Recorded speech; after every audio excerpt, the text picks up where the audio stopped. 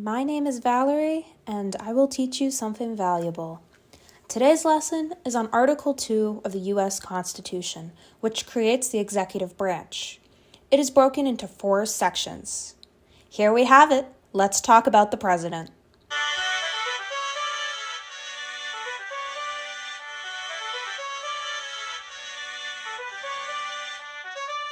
The president leads the executive branch for a term of 4 years once elected by state-appointed electors. That's right, the people do not elect the president. However, the votes that we cast direct the electors on who to vote for. Most often, the electors' vote aligns with the will of the people. But there have been faithless electors who ignore the ballots cast by the people. An example of this from 1820 is particularly fascinating. President James Monroe would have won all of the electoral votes, but William Plumer of New Hampshire instead cast a vote for John Quincy Adams, who was not even a candidate at the time. Why? To preserve George Washington as the only unanimously elected president in American history. With the present-day political polarization, it is hard to imagine no major opposition for president, yet that is exactly how it was during the era of good feelings. The party? Not Democrats, not Republicans. American politics was instead dominated by Democratic Republicans. But what does it take to be eligible for president? The candidate must be at least 35, a U.S. citizen, and a U.S. resident for at least 14 years. Once elected, the president must take an oath of office to the country to faithfully execute the laws and to uphold the Constitution. Also, the president must receive compensation so long as it does not increase during the term. So Section 1 laid the framework of the presidency so that Section 2 would establish presidential powers. The president is in charge of the military and can also grant pardons. Perhaps the most noteworthy pardon occurred in 1974, when President Ford pardoned President Nixon. However, by accepting the pardon, Nixon admitted guilt in covering up the Watergate scandal. The other presidential powers defined in this section are with consent of the Senate, usually in a 2/3 supermajority. These include making treaties and appointments, such as ambassadors, justices, and officers. I like to think of Section 2 as what the president can do, and Section 3 as what the president has to do. Now that the executive branch is established, Section 3 gives it requirements. The first clause requires that the president communicates with Congress through the State of the Union. Woodrow Wilson was the first president to give this address in front of Congress in person, as opposed to a written letter. The tradition has been followed by every president since, with the exception of Herbert Hoover. Although most of us think of the State of the Union as an annual address, the Constitution just requires it from time to time. So the occurrence of this could be more or less frequent at the president's discretion.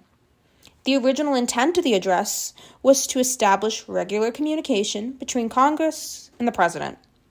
However, since the radio and television were invented, it has become a noteworthy occasion for the president to speak directly to the American people. The next clause discusses that on extraordinary occasions, the president can call both houses together or separately to confer. These occasions can range from court nominee approvals to stimulus relief bills and other emergency legislations. The president must also ask Congress to declare war. America has declared war on 11 countries, half of which occurred during the Second World War. The first that comes to mind is when America declared war on Japan in 1941 because of a, quote, unprovoked and disastrous attack, end quote, on Pearl Harbor, as President Roosevelt said. On the extraordinary occasion, FDR called both houses of Congress together to convene. The time of adjournment clause comes next. It gives the president the power to adjourn the congressional chambers if they disagree for too long. Never heard of that? That is not surprising because none of the 46 presidents have ever exercised this power. It is therefore unprecedented. Finally, there is the take care clause, which reads, "He shall take care that the laws be faithfully executed." The question is, what if that law is unconstitutional? Is the president still obligated to enforce it? The father of our country, George Washington, once said, "It is my duty to see the laws executed. To permit them to be trampled upon with impunity would be repugnant." Therefore, his answer would be yes, the president must enforce all laws. However, another one of our founding fathers, Thomas Jefferson, would have answered no. During his presidency, he refused to enforce the Sedition Act that was passed by Congress because he believed that it was unconstitutional. This scenario has puzzled scholars for generations, but it would not happen in the modern day because of Chief Justice John Marshall's assertion of judicial review in 1803. Therefore, there is no reason for the president not to faithfully execute all laws. This ensures the separation of powers between all three branches of government. But was Thomas Jefferson wrong?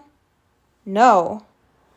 The Sedition Act of 1798 was later repealed because it was unconstitutional. But relentlessly, the Take Care Clause was the subject of more inquiries. For example, in 1952, President Truman ended a steel union's labor strike when America desperately needed steel to fight overseas in Korea. Why?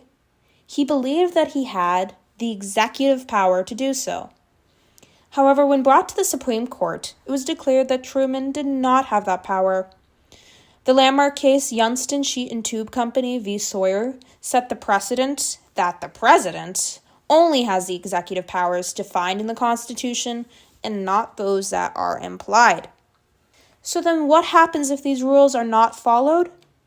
We turn the page to Section 4 and read on. Depending on the extent of the violation, the president can be impeached and even convicted. Treason, bribery, high crimes, and misdemeanors are grounds for this course of action. Although 3 presidents have been impeached, a total of 4 times, this is not reserved for the president. All civil officers are subject to impeachment and conviction. Thank you for watching this. Please come back next time to learn something else valuable.